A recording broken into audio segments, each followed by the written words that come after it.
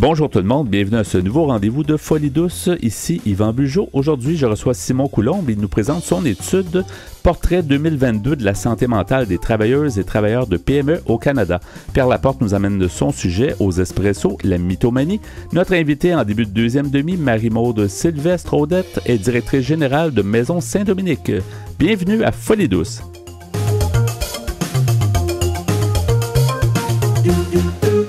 Vous écoutez l'émission Folie douce, une expertise en santé mentale depuis 1991. J'accueille maintenant mon invité, M. Simon Coulombe. Bonjour, M. Coulombe, bienvenue à Folie douce. Bonjour, merci beaucoup de l'invitation. Merci d'être avec nous. Vous êtes professeur au département des relations industrielles à l'Université de Laval, à Québec. On parle ensemble d'une étude que vous avez dirigée, Portrait 2022 de la santé mentale des travailleuses et travailleurs de PME au Canada. Un sujet intéressant, puis surtout un sujet, je pense, un peu ignoré. Qu'est-ce que vous pouvez nous dire en commençant l'entretien comme ça? Bien, en fait, premièrement, je dirais que dans la littérature scientifique et les recherches sur la santé mentale au travail, il y a de plus en plus de travaux qui sont faits dans de multiples secteurs d'activité, le secteur d'emploi. Par contre, le milieu des PME en tant que tel a été peu étudié étonnamment là, en soi, en termes de la santé mentale des personnes qui y travaillent. Malgré en fait que ça soit le plus grand employeur au Canada, en fait que les PME là, emploient la plus grande proportion des Canadiens et des Canadiennes en âge de travailler, il y a peu d'études qui ont été faites spécifiquement sur la santé mentale dans les PME. On sait qu'il y a souvent des études en santé psychologique, entre autres, qui sont faites dans les grandes organisations, etc. Mais les PME, malheureusement, avaient été peu étudiées. Donc, ça a été vraiment pour nous, là, c'est ça qui nous a stimulé là, à faire l'étude pour aller combler ce besoin-là de données. Mais au-delà des données, là, c'est pour mieux comprendre quel est l'état de la santé mentale des travailleurs et travailleuses de PME, qui sont donc, en fait, qui sont 13 millions de personnes au Canada là, qui travaillent dans les PME. Donc, on voulait aller voir leur état de santé puis des facteurs sur lesquels on pourrait agir là, pour favoriser leur santé mentale, optimiser leur santé mentale. On sait que dans le contexte de la pandémie de la COVID-19, la santé mentale au travail a fait l'objet de plus en plus de reportages, de plus en plus d'attention médiatique. Par contre, dans le contexte des PME, on en savait moins, donc on a voulu aller vraiment creuser de ce côté-là. À quoi vous attribuez le fait que ce genre de démarche-là n'a pas été faite au niveau des PME avant votre étude? Est-ce que c'est parce que dans le fond, ça passe souvent de chercheurs ou de gens, de professeurs, etc. Donc, ça aurait pu très bien être fait. Pourquoi ça n'a pas été fait auparavant? C'est sûr qu'il y a des études qui ont été faites auprès de la population en général, de travailleurs et travailleuses. Comme on sait que les PME engagent beaucoup de personnes là, dans la population, ça a été représenté au final dans certaines études auprès de la population en général. Par contre, les spécificités propres aux PME avaient peu été étudiées, possiblement, entre autres, parce que c'est quand même... la recherche qui se fait en contexte organisationnel, là, en contexte de travail, c'est certain que si on développe, je ne sais pas, comme chercheur des relations ou un partenariat avec une organisation ou quelques organisations pour recruter des participants de recherche, souvent, ça va être des plus grandes organisations qu'on va viser pour que ça soit plus facile là, d'atteindre un bon nombre de participants. Donc, c'est peut-être une raison pour laquelle ça a été un peu ignoré ou mis de côté. Mais par contre, nous, on trouvait que c'était assez important d'aller voir quand même là, ce sujet-là, surtout qu'on parle de plus en plus justement de la façon dont les employeurs peuvent mettre à la disposition de leurs employés, je sais pas, des programmes d'aide aux employés ou d'autres programmes ou d'autres services en santé mentale ou même en prévention. Une hypothèse qu'on avait, un postulat, nous, c'était que dans les PME, encore plus les petites entreprises, il y aurait probablement moins accès à de tels programmes, là, étant donné que les ressources quand même financières sont plus limitées, puis que le nombre d'employés à desservir par ces programmes-là est plus limité dans une même entreprise. Donc, on voulait aller voir de ce côté-là aussi quelles ressources étaient à la disposition. On partait avec cette idée-là qu'il y aurait possiblement moins de ressources disponibles dans les PME que dans les grandes entreprises. Puis juste pour le bénéfice là, des personnes qui nous écoutent, le PME, nous, de la manière que c'est quand même assez large, le terme PME. Dans la littérature scientifique, c'est moins de 500, au Canada aussi, c'est souvent considéré comme moins de 500 employés. Et une petite entreprise, là, c'est jusqu'à 99 employés. Donc, nous, on a couvert les deux types d'entreprises, petites et moyennes, dans cette étude-là. Oui, dans ce portrait-là, donc 2022 de la santé mentale des travailleuses et travailleurs de PME, il y a eu quand même un grand échantillonnage, là, 2500 travailleurs de ces entreprises-là. Qu'est-ce qu'on retrouve comme résultat important de cette étude? Bien, probablement, avant de donner quelques résultats, je vais juste situer que l'étude a été conduite là, grâce à un panel là, de participants en fait, le panel Léo là, qui est géré par Léger Marketing. Et donc, c'est 2500 travailleurs et travailleuses qui travaillent dans les PME. Et l'étude a été faite en février 2022. Ça, je pense que c'est important à mentionner. C'est certain qu'en février 2022, on sortait là, peut-être là, de la dernière phase là, un peu de restriction sociale qui a eu lieu, entre autres là, au courant des fêtes 2021-2022. Donc, ça peut avoir teinté les résultats. Et on va suivre justement l'an prochain. On est pour parler là, justement pour possiblement refaire une étude similaire. Donc, on va pouvoir suivre là, l'évolution des tendances qu'on a observées. Mais c'est certain que la chose qui nous a le plus marqué, nous, c'est d'observer qu'environ 55% des personnes de l'étude, là, tous et toutes des travailleurs de PME, et c'est un échantillon qui se veut stratifié pour représenter les caractéristiques de la population des travailleurs de PME, donc qu'on veut assez représentatif de la population visée. Donc, 55% rapportent vivre avec au moins une difficulté de santé mentale. Donc, c'est plus de la moitié là, des personnes des travailleurs en PME qui rapportent une difficulté de santé mentale. On a fourni aux personnes une liste là, de difficultés possibles, allant des troubles, des difficultés de santé mentale plus courantes, dépression, anxiété, mais aussi des troubles de santé mentale plus graves ou plus sévères. Et 55% rapportent une difficulté. Donc, c'est très marquant. Là, en gros, là, lorsqu'un employeur a son groupe d'employés devant lui, il y en aurait à peu près la moitié là, qui vivent avec certaines difficultés de santé mentale. Nous, on est un petit peu tombé en bas de notre chaise lorsqu'on a vu ce résultat-là. Donc, pour nous, c'était très parlant, ce résultat-là. Et on a aussi vu, après ça, on a utilisé certains outils de dépistage là, de l'anxiété et de la dépression, entre autres.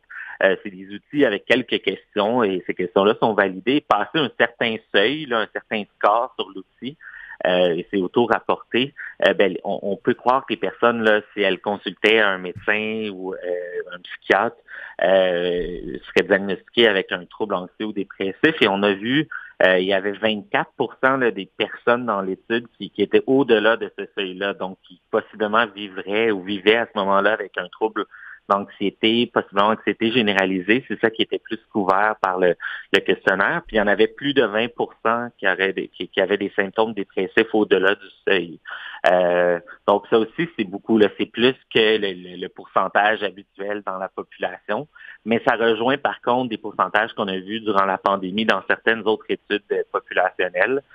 Donc c'est un triste constat, mais on n'était pas surpris dans le contexte de la fin de la pandémie. Ça reste à voir à quel point on va trouver la même chose lorsqu'on refera une étude. Mais c'est certain que nous, ça nous a quand même choqués. L'étude a été faite, entre autres, en partenariat avec Relief. En fait, je suis titulaire de la chaire de recherche Relief en santé mentale, autogestion, travail. Et Relief, un organisme qui soutient les vivant avec des troubles anxieux, dépressifs et bipolaires et leurs proches. La chaire est aussi financée en partie aussi par Beneva, la compagnie d'assurance. Donc, nous, on a travaillé avec Relief, qui est un OSBL et Beneva pour interpréter ces résultats-là. Puis, c'est certain que tout le monde, là, ça a été vraiment un résultat assez saillant, là, le pourcentage de personnes qui rapportent des difficultés. Et ça montre le travail qu'il y a à faire, ou en tout cas qu'il y avait à faire là, en février. Puis j'ai l'impression que je dirais qu'on trouverait sensiblement la même chose, peut-être des pourcentages un peu moins élevés, mais quand même les taux de dépression, d'anxiété ne tentent pas à chuter là, magiquement ou drastiquement dans la vie. Là. Ça reste à voir, mais à suivre. Oui, Nous sommes en compagnie de Simon Coulombe. Donc, M. Coulombe, en fait, comment pensez-vous que les dirigeants d'entreprises de PME, en fait, pourraient réagir à ça? Parce que ça peut aussi, ça devient aussi problématique. Si l'absentéisme au travail, on a souvent laissé de côté un peu la santé mentale, mais est-ce qu'il y a une réaction du milieu des entreprises à cette étude-là? Bien, c'est sûr qu'on a eu beaucoup de réactions, là, justement, de gestionnaires, de dirigeants d'entreprises qui ont voulu en savoir plus sur la situation. On voit quand même un mouvement là, depuis, je dirais, même la pandémie, mais un mouvement là, à travers lequel les employeurs sont de plus en plus intéressés par la santé mentale, voient entre autres avec le contexte aussi de pénurie de personnel, voit qu'accorder une attention à la santé mentale des travailleurs, de ses employés, c'est un must, c'est quelque chose, pardon l'anglicisme, là, qui est à faire pour aussi la rétention, puis réduire le présentéisme, l'absentéisme. Le présentéisme, c'est qu'on se rend au travail, mais que notre rendement, la qualité de notre travail est affectée parce qu'on vit avec des difficultés de santé mentale. Ouais. Donc c'est certain que les employeurs ont eu écho, puis on a eu des réactions des gens qui ont pris connaissance de ça. C'est sûr aussi que nous, on a, au-delà de juste regarder le pourcentage de personnes qui vivent avec des difficultés, on a aussi regardé quels sont des facteurs associés là, à rapporter davantage de difficultés de santé mentale. Et c'est sûr qu'il y a plein de facteurs qui sont, oui, peut-être individuels, les pratiques de saine autogestion de la santé mentale que les travailleurs mettent en place dans leur vie, les petites choses au quotidien qui peuvent être faites.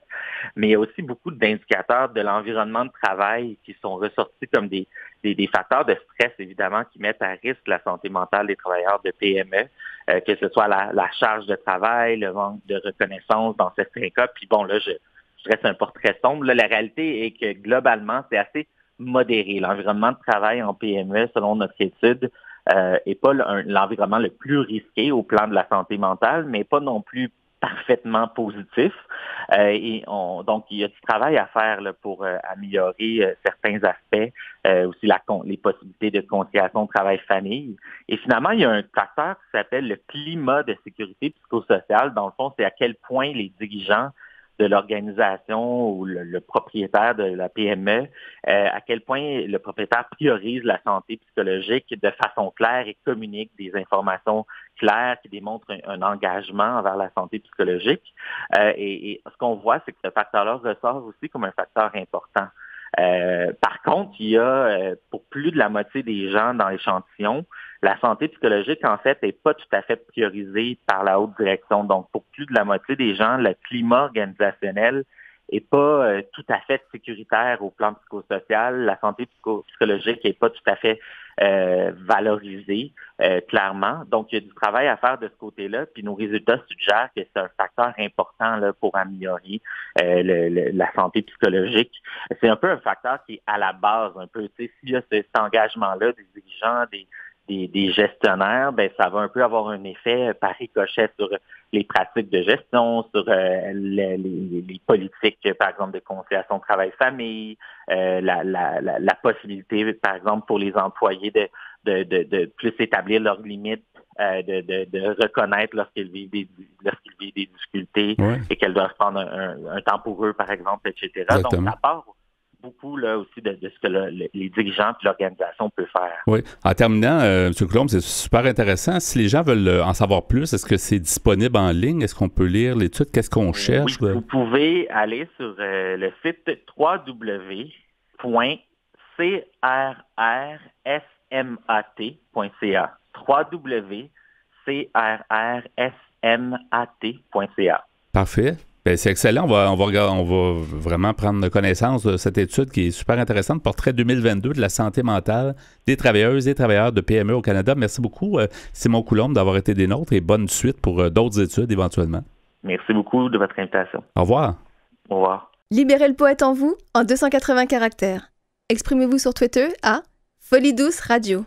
C'est maintenant le moment du segment Espresso. Bonjour Pierre Laporte. Salut Yvan. Alors, aujourd'hui, tu nous amènes le sujet, la mythomanie. La mythomanie, oui, c'est un terme que peut-être peu de gens connaissent, mais peut-être qu'ils reconnaissent des mythomanes dans leur entourage. C'est ce qu'on va apprendre. Qu'est-ce que c'est, en fait? Oui, exactement. Alors, si on regarde simplement ce qu'on dit de la mythomanie sur Wikipédia, on nous dit que ce comportement a été décrit pour la première fois par le psychiatre Anton Delbrück en 1891. Le terme a été réutilisé en 1905 par l'aliéniste Ernest Dupré pour, entre autres, décrire un des traits de l'hystérie. Il désignait ainsi une tendance constitutionnelle présentée par certains sujets à altérer la vérité, à mentir et à imaginer des histoires, ou ce qu'on peut appeler des fabulations. Une étude démontre qu'un délinquant juvénile sur 1000 serait mythomane. L'âge d'apparition moyen est de 16 ans et ce trouble comportemental serait aussi bien répandu chez les hommes que chez les femmes. Mais la particularité des mythomanes, c'est que, oui, c'est des gens qui mentent constamment, mais ils croient en leurs propres mensonges. Donc, c'est plus qu'un simple menteur, tu sais, comme Exactement. on peut rencontrer, là, c'est ça? Oui. Il se croit dans ses mensonges. Exactement. Il se montre un scénario, finalement. C'est peut-être des scénaristes en puissance. Oui, mais tu vas voir pourquoi plus loin. Ouais. Si on va sur le site Fil Santé Jeune, on nous dit quelles sont les causes de la mythomanie. On nous dit qu'il est difficile de trouver une ou des causes bien déterminées. Néanmoins, un choc émotionnel grave pourrait être à l'origine de la fuite de la réalité du mythomane. L'annonce d'une maladie incurable, le décès d'un proche, un échec sentimental, scolaire ou professionnel pourrait favoriser son apparition. Et c'est le mot-clé ici, c'est la fuite, en fait, la fuite de la réalité. Pardon. Dans un autre article que j'ai trouvé sur Internet, cette fois, c'est sur le site psychologie.com, un site français. C'est un article qui s'appelle « Doit-on excuser les mythomanes ?» écrit par Mme Isabelle Taube, qui est journaliste et psychologue. Elle nous dit « Jeanne ment. » Comme elle respire. Elle raconte des histoires rocambolesques où elle apparaît tour à tour infirmière en Afrique ou assistante d'un grand professeur de psychiatrie. Bref, la Madone des démunis. Quand on l'interroge sur ses parents, elle évoque blasée une riche famille qui a fait fortune dans l'industrie pharmaceutique. Mais elle n'a que mépris pour cet argent, en fait, nous dit-elle. À l'instar de tous les individus atteints de mythomanie, Jeanne s'invente des origines prestigieuses et des actions héroïques. Ces mensonges sont son oxygène. Elle a besoin d'eux pour exister. Jeanne ne peut s'empêcher de mentir. C'est cet automatisme irrépressible fonctionnant en roue libre qui fait de la mythomanie une maladie grave et des mythomanes des êtres fascinants et aussi angoissants. En effet, nous mentons sans la moindre gêne, aussi sûr d'eux et souriant que s'ils disaient vrai, et nous renvoie à la nature incertaine du langage. Non, les mots ne sont pas entièrement fiables. L'autre a toujours la possibilité de me mentir, de me tromper sans que je m'en aperçoive. Rien a priori ne distingue une vérité d'un mensonge. Donc, on peut être mythomane, mais sans se faire vraiment trouver, là, en fait, pour... Oui. Si on réussit à bien mentir, puis la personne... Surtout ceux qu'on connaît depuis peu, on a tendance à croire leurs mensonges. En fait, ce sont d'excellents menteurs, parce qu'eux autres même croient à leurs mensonges. Mais si on les connaît un peu plus, on voit que ça n'a pas de sens. On finit par découvrir qu'il y a des choses qui ne fonctionnent pas. Ouais. Mais ce sont d'excellents acteurs, au début en tout cas. Ouais. Alors, on nous dit, Mme Taube nous dit, on connaît mal la mythomanie. Les ouvrages qu'il aborde ne sont pas légion et rarement accessibles au grand public. Ainsi, on emploie ce terme à tort pour désigner, par exemple, la vantardise de celui qui nous abreuve de ses imaginaires exploits sportifs ou de ses inexistantes performances professionnelles. Aussi, la tendance de certains à embellir la réalité pour se rendre plus intéressant aux yeux des autres, plus aimable. Mais eux, contrairement aux vrais mythomanes, savent pertinemment qu'ils mentent et sont prêts à le reconnaître. Ce n'est pas le cas pour Jeanne. D'ailleurs, aucun spécialiste n'est en mesure d'évaluer le degré de lucidité du mythomane. Nous avons tous des fantasmes mégalos qui nous permettent de protéger notre narcissisme ou notre amour propre face aux coups durs. Dès qu'un échec nous met le moral au plus bas, immédiatement une issue s'offre à nous. L'imagination. Nous nous voyons en bienfaiteurs de l'humanité, savants des êtres en détresse et suscitant l'admiration de tous ou bien membres d'une riche famille ou d'un clan plus intéressant que le nôtre. Toujours des grands rôles qui mettent en valeur, là, pas des rôles de minables. C'est jamais des choses qui sont tristes ou effrayantes. C'est ça, c'est embelli. Là. Oui. Alors, ce sont précisément les images de nos scénarios mégalos les plus courants que véhiculent les affabulations des mythomanes. Mais généralement, nous savons que nos fantasmes ne sont que des fantasmes et nous les gardons pour nous, sauf de temps en temps quand nous avons envie de paraître face à un personnage dont nous cherchons l'admiration.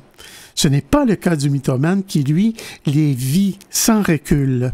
Jeanne réussit à s'attirer l'affection d'une vieille dame, Madeleine, fascinée par cette jeune femme qui prétend avoir tourné le dos à une existence aisée pour se consacrer aux êtres souffrants. Alors, Yvan, je vais m'arrêter ici et je vais poursuivre un peu plus tard dans l'émission. Oui. Et puis ça, c'est une vérité, c'est pas un mensonge. J'espère plus tard la mythomanie.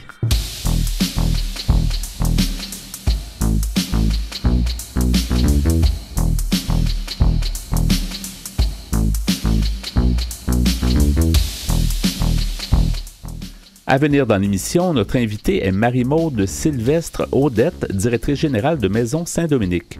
À l'Espresso allongé, Pierre Laporte poursuit avec son sujet, la mythomanie. Vous voulez échanger avec nous? Vous désirez participer à l'émission? Notre site web est antenne.qc.ca. Utilisateur de Facebook, YouTube, Instagram, Twitter et LinkedIn, cherchez Folie Douce Radio pour nous trouver. Vous écoutez actuellement Folie Douce, pionnier en santé mentale depuis 1991. Folie Douce, une communauté, une radio.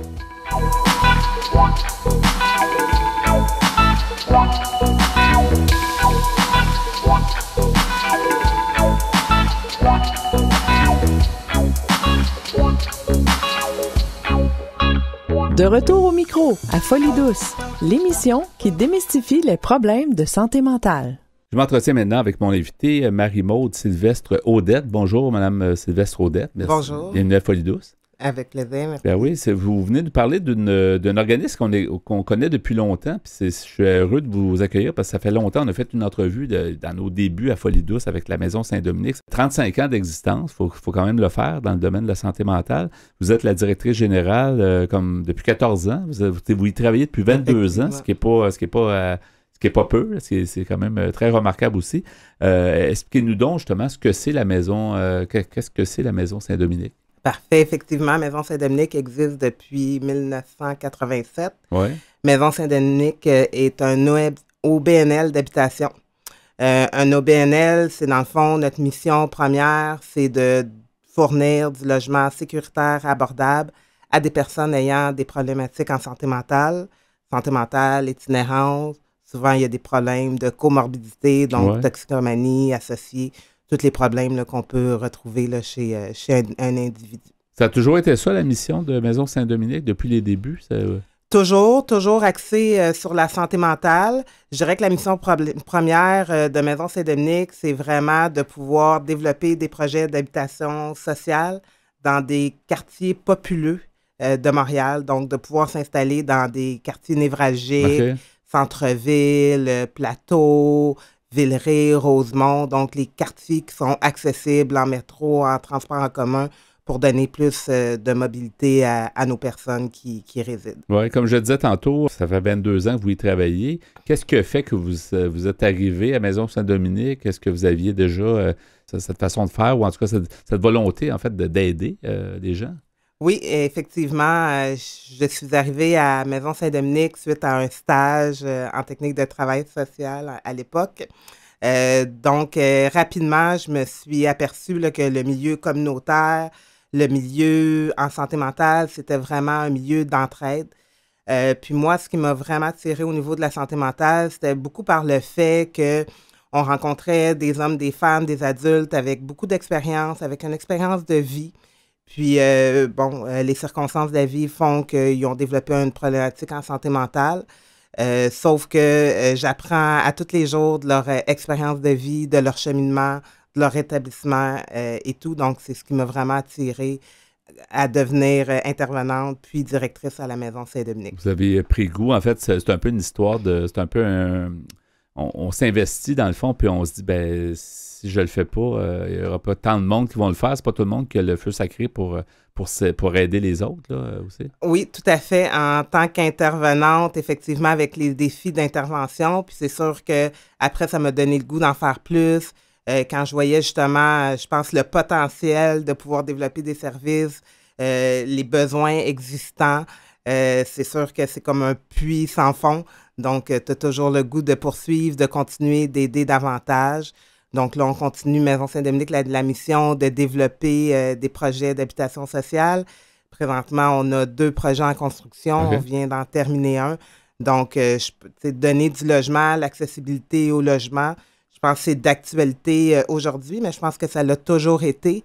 La stabilité résidentielle, je pense que c'est vraiment la première porte d'entrée à la stabilité de l'âme aussi des gens qui sont là. Donc, d'avoir un chez-soi, c'est un besoin primaire important. Puis si on a ça, ça sécurise qu'on ait des problèmes de santé mentale ou non. Là. Tout à fait. Ça fait partie d'un besoin de base. Puis après, quand la stabilité résidentielle est trouvée, après, je pense que le développement, le chemin vers le rétablissement est davantage plus facile. Puis non seulement au niveau de la Maison Saint-Dominique, c'est oui la stabilité résidentielle, mais c'est tout l'esprit de communauté. C'est pas juste des appartements pas chers à la Maison Saint-Dominique, c'est les gens qui habitent, qui résident. Dans le fond, les gens se retrouvent vraiment en communauté. C'est sûr que, bon, malheureusement, des fois, le parcours de la vie font qu'il y a des éloignements familiaux avec les amis, etc. Donc, dans le cadre de Maison Saint-Dominique, tu peux te retrouver un réseau social puis t'épanouir à l'intérieur de ce réseau. J'avais lu dans la vision, je pense, de Maison Saint-Dominique, ça dit un monde où toute personne, vulnérable ou non, a un chez-soi et tout le soutien dont elle a besoin. Tu sais, tout est là-dedans, dans le fond. On a un chez-soi puis on a le soutien de l'environnement, de nos proches. Exactement, de la communauté, de l'environnement, les proches. Moi, ce que je dis toujours... nous, on est là du lundi au vendredi, de 8h à 4h, mais la vraie vie se passe quand nous, on n'est pas là. L'entraide qui se dégage vraiment entre eux, c'est ce qui se passe le soir. Des fois, les résidents peuvent s'accompagner un et l'autre à l'hôpital, vers des ressources, vers des services et tout. Donc, c'est vraiment cette vie-là, là, pour moi, qui est importante. Donc techniquement, ou en tout cas pour faire une image, dans le fond, c'est quoi? C'est un édifice avec plusieurs appartements ou comment ça fonctionne? En général, le modèle que vous avez? Oui, nous, on a plusieurs, on a des chambres, on a des studios, mais en gros, c'est difficile de représenter vraiment, là, c'est quoi un OSBL en habitation. Ouais. Mais en gros, c'est... des chambres comme un bloc appartement avec des appartements, des studios, une chambre à coucher. La particularité, c'est qu'il y a des salles communautaires aussi, donc des endroits, des espaces de vie où les personnes peuvent se retrouver entre eux. Donc, puis à l'intérieur de ça, ben oui, il y a des intervenants, on fait des activités sociales. Toutes les maisons ont des comités de résidents. Ça, pour nous, c'est très important aussi. Donc, vraiment, de donner la parole aux résidents, de favoriser l'implication. Comme par exemple, les résidents nous aident à faire l'entretien des maisons, le balai, les vidanges et tout. Donc, on essaie vraiment de développer un réseau, là, vraiment de support, d'entraide, là, vraiment à l'intérieur. Donc, d'impliquer les résidents. Nous, au niveau même du conseil d'administration, on a plus qu'un tiers des résidents qui font partie de notre conseil d'administration.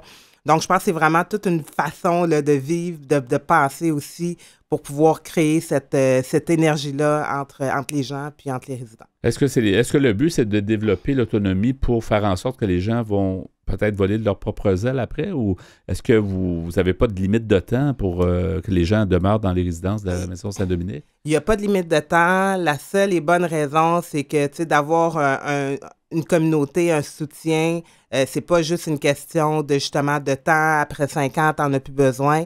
Nous, on est chanceux, on a notre famille. Notre famille va nous accompagner pour le restant de nos jours. Donc, c'est un peu la même esprit. Nous, on a des gens qui travaillent à la Maison Saint-Dominique, même à temps plein. Puis c'est sûr, ces personnes-là souhaitent rester à la Maison Saint-Dominique. Souvent, justement, ils ont un réseau social plus limité. Puis s'il arrive des circonstances de pouvoir appeler, comme tu appellerais ta mère, comme tu appellerais ta sœur, de pouvoir appeler un intervenant pour pouvoir décanter de ta journée, dire comment que ça a été. Je pense que c'est ça aussi qui leur permet aussi de garder cette stabilité-là aussi au travail, de vraiment avoir un lieu comme sécuritaire aussi. Là, je mets beaucoup l'emphase sur la sécurité, parce que la sécurité en logement aussi, c'est essentiel oui, absolument. Aussi pour les gens. Il faut se sentir chez soi, puis bien, puis comme vous dites, en sécurité, souvent c'est un grand manque. Il y a beaucoup de gens qui n'ont pas cette opportunité-là de dire j'ai un lieu sécure que je suis capable de dormir sur mes deux oreilles en réalité. Là, tout à fait. Puis de savoir aussi, la sécurité aussi, c'est de pouvoir savoir que si, il arrive un petit pépin avec ton voisin, un petit conflit aussi, d'avoir des gens qui vont pouvoir t'aider à le résoudre au lieu de justement vivre avec cette angoisse-là en permanence et tout. Donc, les gens aussi, nous, on fait des comités de sélection pour les gens qui habitent. Puis, ce qu'on dit aussi aux gens, c'est peut-être que tu n'as pas besoin d'avoir un intervenant tous les jours qui vient te voir, mais sache qu'il y a des intervenants, puis si il arrive une problématique, on va t'inviter avec nous à venir la régler. Ouais. Donc, vice-versa. Donc, c'est ça aussi qui est important. Marie-Maude, comme directrice générale, donc votre travail, en fait, c'est de chapeauter tout ça, mais au quotidien, ça ressemble à quoi? Est-ce qu'il y a beaucoup de... Tu sais, il y a aussi de l'intervention, mais en même temps, il y a de la gestion, tout ça, mais comment on peut expliquer votre travail un peu? Oui, tout à fait. C'est sûr qu'on a quand même un gros mandat là, sur les épaules. C'est sûr qu'il y a la gestion de personnel. Mais bon, heureusement, là, à Maison Saint-Dominique, on a quand même une base là, solide. On a vraiment une excellente équipe de travail qui est présente là, justement avec moi pour pouvoir m'accompagner dans mes mandats. Je pense que quand tu fais partie d'un organisme communautaire, c'est pas juste qu'est-ce qui se passe aussi à ta propre organisme. Donc, c'est de pouvoir participer aux tables de concertation, de pouvoir réfléchir sur les enjeux en santé mentale, de pouvoir aussi, moi, j'assiste à certains conseils d'administration, je siège à certains conseils d'administration. Donc, c'est tout aussi le développement de la communauté. Donc, pour moi, c'est aussi important de développer ma propre organisme qu'aider d'autres organismes communautaires aussi à pouvoir se développer. Donc, il y a le travail interne, bien sûr, donc de s'assurer que les immeubles sont en état, que les résidents soient bien à l'intérieur de la Maison Saint-Dominique, que le personnel aussi puisse être bien aussi. On ne travaille pas en santé mentale pour faire en sorte que nos intervenants, les gens qui travaillent, soient malheureux. C'est ça. Donc, c'est toute cette gestion-là, gestion ressources humaines, des immeubles et l'extérieur. Puis c'est sûr qu'on a des enjeux... on ne le cachera pas là, au niveau du communautaire, c'est toujours des enjeux de financement, de développement. On est très créatif, on a beaucoup d'idées, mais je dirais que des fois, les sous, malheureusement, ne suivent pas à notre créativité. C'est sûr que ça s'est amélioré, il y a encore mieux à faire, mais effectivement, le soutien communautaire doit être, en fait, parce que ça joue un gros rôle dans la société, tu sais, puis je disais aussi que c'est un peu dans vos pensées, ou en tout cas de la Maison Saint-Dominique, justement de dire qu'il faut que ça soit appuyé financièrement. Puis effectivement, c'est une fraction du prix de ce qu'il y a comme service dans les hôpitaux, dans les institutions, mais effectivement, il y a un gros travail qui se fait. Là. Oui. Malheureusement, c'est difficile à décrire, puis à vraiment représenter tout le travail qui se fait, puis non seulement juste à la Maison Saint-Dominique, mais dans tous les organismes communautaires, en habitation ou en hébergement. Donc, c'est difficile de le représenter pour nous. Des fois, on a l'image des gens qui jouent aux cartes, qu'on n'est pas professionnels, mais je dirais que le réseau communautaire, depuis... Ça a changé pas mal. Ces années-là ont changé, c'est professionnalisé. Puis, je pense qu'on est quand même capable de grands défis, notamment au niveau des réseaux de la santé aussi, où on accueille vraiment comme justement une population vulnérable. Puis souvent... on peut être des fois laissé à nous autres mêmes, là, justement, dans certaines situations, malheureusement. Mais il faut continuer à essayer de revendiquer des choses parce qu'effectivement, il y a un apport important dans la société. Il reste peu de temps, ça passe extrêmement vite. J'aimerais ça. Les gens vont comment à Saint-Dominique? Quelqu'un qui veut... faut que quelqu'un ait un diagnostic en santé mentale, j'imagine, pour avoir droit à des services? Un diagnostic, mais nous, on fait fi quand même du diagnostic en santé mentale. C'est sûr que je pourrais dire qu'au moins 80% là, ont un diagnostic connu, mais je dirais essentiellement la démarche pour venir à Maison Saint-Dominique, c'est justement de vouloir participer à la vie communautaire. Okay. Donc, toute personne, c'est sûr qu'on a quand même beaucoup de références des hôpitaux, de l'institutionnel, mais toute personne qui désire avoir un lieu sécuritaire et stable peuvent faire une demande justement à la Maison Saint-Dominique. Et pour plus d'infos, on peut chercher Maison Saint-Dominique toutcollé.org. Donc, pour avoir toutes les infos. Merci beaucoup. C'était super intéressant. Vraiment heureux de renouer, parce que ça fait longtemps qu'on a parlé de l'organisme. Alors, merci beaucoup, Marie-Maude Sylvestre Audette, d'avoir été des nôtres. Avec plaisir. Bonne continuation. Au revoir. Merci, au revoir. Folie douce, c'est l'émission qui vise l'authenticité et se vend de fraîcheur quand il est question d'information en santé mentale. Nous poursuivons au micro avec l'espresso allongé, tel que promis par toi, Pierre. La mythomanie, ton sujet que tu vas poursuivre maintenant. Oui, la mythomanie, ces gens qui ne peuvent s'empêcher de mentir et qui même... Ça montre des scénarios. Oui, mais qui croient à leurs propres mensonges. C'est pas facile à traiter. Alors, je vous lisais un article que j'avais trouvé sur Internet, que j'avais trouvé sur le site Internet psychologie.com. Doit-on excuser les mythomanes?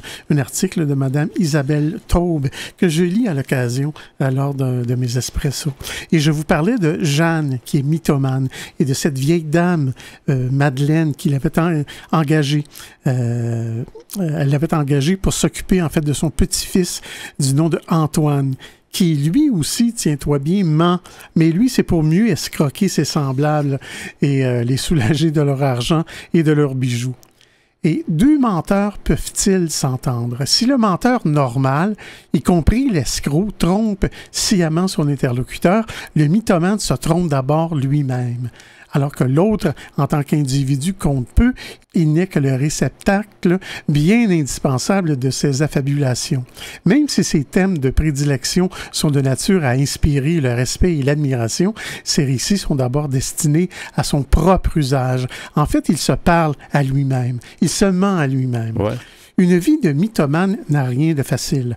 Pour rester dans son monde fantasmatique qui la protège de la dureté du réel, Jeanne doit en permanence briser les liens noués à la faveur de son errance mentale et géographique, c'est-à-dire partir, toujours partir. En effet, le pire pour un mythomane est d'être placé face à son mensonge et de perdre ainsi sa raison d'être. C'est pourquoi, lorsqu'il est découvert, le mythomane embraye immédiatement sur une nouvelle affabulation. Mais une part de son psychisme est entamée, et c'est l'angoisse. De terribles crises d'angoisse qui conduisent Jeanne tout droit à l'hôpital, dont elle sort pour suivre ailleurs et autrement la même existence. Si le mythomane ne supporte pas la réalité telle qu'elle est, c'est d'abord qu'il ne se supporte pas lui-même tel qu'il est. Nous sommes là face à une pathologie du narcissisme, c'est-à-dire de l'amour de soi. M. Juan David Naslo, qui est psychanalyste, nous dit « Tout mensonge emporte avec lui un désir. Celui du mythomane est d'être reconnu pour ce qu'il n'est pas. » Comme s'il lui fallait se dépeindre sous les traits d'un autre pour s'accorder le droit d'exister. C'est triste quand tu y penses. Et ils doivent en souffrir s'ils se font découvrir ou s'ils se font confronter. Tu sais, dans le fond, comme tu disais, la personne peut se retrouver à l'hôpital parce que ça vient comme toucher l'intérieur de la personne. C'est vraiment... des gens qui sont malheureux, c'est sûr. C'est sûr. C'est pas des gens mesquins, en tout cas. Je ne pense pas, en tout cas. Puis est-ce que, je sais pas si tu vas le dire plus tard, mais est-ce que c'est quelque chose qui est comme une problématique qui se développe ou si les gens sont avec ça depuis leur jeune âge? Ben justement, tu me devances. Okay, tu me devances toujours. Je vais t'en parler de l'origine. OK, d'accord. Alors, on dit, à l'inverse de ce que prétendait le grand psychiatre Ernest Dupré, la mythomanie n'est pas innée. C'est vers 3 ou 4 ans que les enfants commencent à s'essayer au mensonge. Ils maîtrisent alors suffisamment bien le langage et ont désormais compris que les adultes ne savent pas tout. On peut donc tenter de les tromper pour éviter une punition ou obtenir une chose refusée, par exemple. C'est ainsi que naît le mensonge dont nous ferons tous plus ou moins usage durant notre vie. Mais le mythomane, lui, par une sorte de décision de l'inconscient et pour éviter les frustrations, s'enfermera dans un univers factice. En fait, pour lui, le réel et la fiction sont équivalents. Le psychiatre Michel Néraud compare d'ailleurs son existence à une partie de poker dans laquelle le mythomane ne connaîtrait même pas son propre jeu. Il abat ses cartes et ses affabulations. Il nous dit ici, personne ne s'est récrié, c'est peut-être que cette carte était la bonne. Au fond, toute carte peut être la bonne. Il y a une jouissance particulière dans la mythomanie. Se faire croire à soi-même que tous les désirs sont possibles. Les mythomanes se recrutent dans tous les milieux. On observe qu'ils ont souvent eu des parents manipulateurs ou, à l'inverse, très crédules et qu'ils ont généralement très tôt souffert d'un manque de soutien psychologique. Un père ou une mère absente ou trop préoccupé par ses problèmes ou un autre de ses enfants. D'où une précoce et intense solitude intérieure qui les poursuit et que leur vie imaginaire s'efforce de combler. Mais l'attitude des parents n'est pas seule en cause. Bien qu'Aimé, le jeune mythomane, a été insatisfait de son sort. Il aurait voulu avoir plus d'amour et des parents plus prestigieux. Les psychothérapies qui viennent à bout des symptômes névrotiques sont rarement aussi efficaces concernant la mythomanie. Pour une bonne raison, si le mythomane est amené à en suivre une, c'est presque toujours à la demande de son entourage, inquiet pour lui et fatigué de ses frasques et de ses errances. Or, pour qu'une thérapie fonctionne, il est nécessaire que la personne qui présente des symptômes soit demandeuse. Lorsqu'il est pris d'angoisse, c'est-à-dire quand sa machine à fabuler se grippe, le mythomane peut être tenté d'entamer un travail sur lui-même. Mais dès que l'angoisse s'apaise, il part. Dans son inconscient, il préfère l'excitante jouissance du mensonge au plaisir tranquille de la réalité ordinaire. De plus, une thérapie est une rencontre avec la vérité, une perspective plutôt inintéressante pour un être qui fuit, au fond, la réalité. Ils n'aiment pas trop la réalité, finalement, les mythomanes. Non, c'est comme trop... il y a trop de douleur. Trop plate, peut-être, ou trop ordinaire. Peut-être. Le mythomane est pourtant un habitué des services psychiatriques des hôpitaux. À cause de ces crises d'angoisse qui l'y amènent en urgence, mais aussi parce qu'il arrive que ces mensonges le mettent en difficulté avec la loi et qu'il soit déclaré irresponsable.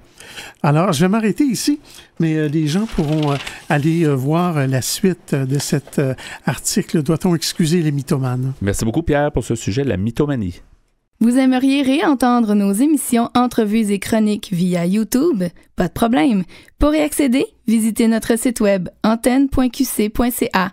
antenne.qc.ca. Quelques secondes avant de terminer ce rendez-vous. Merci beaucoup, Pierre Laporte, pour ton travail en régie ainsi que tes blocs Espresso. Ben, bienvenue, mon cher. On a parlé de mythomanie dans tes deux segments. Merci pour ça. Notre invité en début d'émission, Simon Coulombe, nous a présenté son étude Portrait 2022 de la santé mentale des travailleuses et travailleurs de PME au Canada. Notre invité en début de deuxième demi, Marie-Maude Sylvestre-Audette, directrice générale de Maison Saint-Dominique, nous a mieux fait connaître ce que fait Maison Saint-Dominique. Alors, merci beaucoup à tout le monde d'avoir été à l'émission. C'est Yvan Bugeaud à l'animation. Bonne semaine à tous et à la prochaine. Au revoir.